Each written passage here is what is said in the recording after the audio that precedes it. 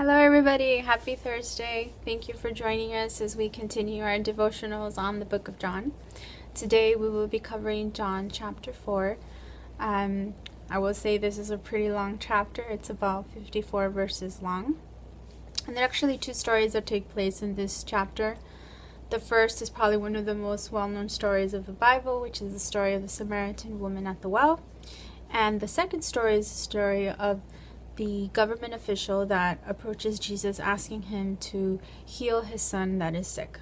So we start chapter 4 with Jesus knowing that the Pharisees were aware that he was baptizing more disciples than John. Now, it actually wasn't Jesus the one that was doing the baptisms, it was the disciples.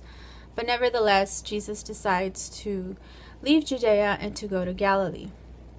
On the way to Galilee, they stop by Samaria, and the disciples go into town to buy food. Jesus is left alone at the well, resting, and the Samaritan woman comes to draw water. Jesus then turns around and asks her for water. Now, she is completely surprised that he's even speaking to her, because the Jewish people did not associate with the Samaritans. So for him to be even speaking to her was like, what are you doing? And she starts to question him about it. Little did she know that Jesus was no regular Jewish man. And so Jesus proceeds to reveal to her, I have water, the living water, that if you were to drink it, you will never thirst again. And this intrigues the woman.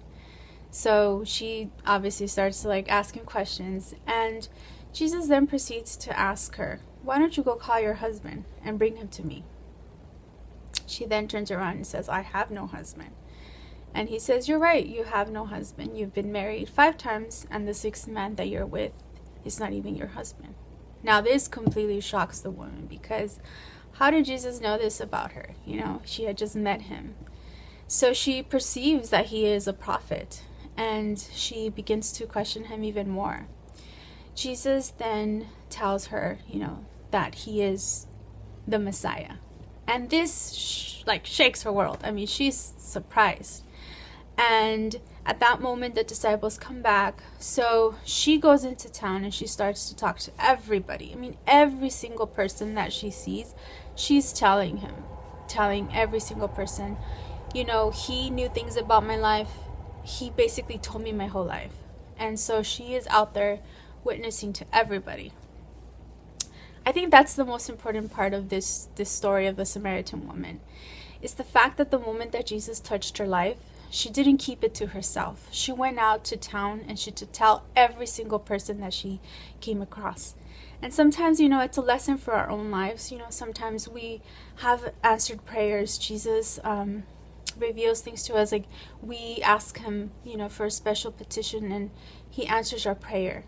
And many times we're not as quick to turn around and to let other people know. It can be like a missed opportunity where we could share with somebody, witness to somebody that Jesus answered our prayer, but we don't. Sometimes Jesus will answer our prayers in private, but we fail to reveal that to others in public. And maybe that's a lesson that we can take from the Samaritan woman, that she did not hesitate. She went out and she told every single person that she could. And as a result, there was a multitude that drew, and Jesus ended up staying in Samaria for 2 days, talking to people, and the people were convinced. They were just drawn to Jesus. And that is the story of the Samaritan woman at the well. The second story, the story of the government official. Jesus is on his way to Galilee, and this government official approaches him and asks him to heal his son because he is sick. And he says, can you please come to my house so you can heal him? And Jesus turns around and tells him, your son is going to be okay. You can go home and he's going to be cured. So the Bible says, there's something specifically that I want to read to you guys.